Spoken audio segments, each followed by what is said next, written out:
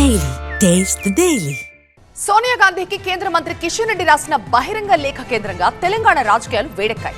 హామీల అమలుపై చర్చకు రావాలంటూ కిషన్ రెడ్డికి సవాల్ విసిరారు కాంగ్రెస్ నేతలు. తెలంగాణ రైజింగ్ 2047 విజన్ డాక్యుమెంట్ పై సీఎం రేవంత్ రెడ్డిని ఇటీవల సోనియా అభినందించారు. వాస్తవాలు తెలియకుండా అభినందనలు ఏంటంటూ కిషన్ రెడ్డి సోనియాకు లేఖ రాయడంపై కాంగ్రెస్ నేతలు కన్నెర్ర చేశారు.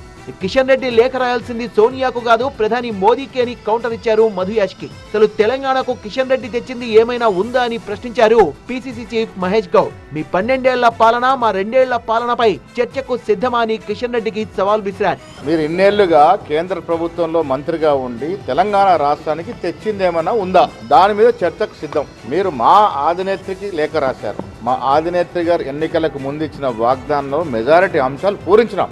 ఇంకా 3 ఏళ్ల సమయం ఉంది. మేము చెప్పినటువంటి మాటలు, ఇచ్చిన వాగ్దానాలు, 6 గ్యారెంటీలో పలు అంశాలు పూరించినాం. అన్ని కూడా పూరించడం సిద్ధంగా ఉన్నాం. మీరు కేంద్రంలో బీజేపీ 12 ఏళ్ల పాలన మీద చర్చకు సిద్ధం. మేము ఇవ్వాల్సిన అభివృద్ధి, సంక్షేమం 2 కూడా సమానంగా ఇస్తా ఉన్నాం. దీని మీద ఎవరొచ్చినా చర్చకు సిద్ధం. కిషన్ రెడ్డి రాసిన లేఖకు ఏమాత్రం విలువ లేదన్న జగ్గారెడ్డి తాము 2 ఏళ్లలో 70% హామీలు అమలు చేశామన్నారు. మోదీ ఇచ్చిన హామీలపై కిషన్ రెడ్డి ఎందుకు మాట్లాడలేదని ప్రశ్నించారు. సోనియాను ప్రశ్నించే నైతిక హక్కు బీజేపీ నేతలకు లేదన్నారు జగ్గారెడ్డి. మీరు ప్రధానమంత్రి గారికి తెలంగాణ ప్రజల పక్షాన మీరు నల్లధనాన్ని తెచ్చి 15 లక్షలు తెలంగాణ పేద ప్రజలకు వేయండి, మీరు సోనియా గాంధీ గారి గురించి అప్పుడు మీరు మాట్లాడితే మీకు విలువ ఉంటుంది, లేకపోతే మళ్ళీ ఒకసారి మీరు మాట్లాడొద్దని మీకు కొంత సలహా ఇస్తున్నా కిషన్ రెడ్డి గారు.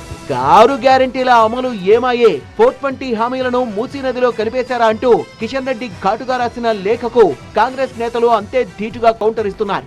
మొత్తానికి లేఖ రేపిన కాకతో సవాళ్లు రీసౌండ్ ఇస్తున్నాయి. మరి చర్చ తెరపైకొచ్చేనా?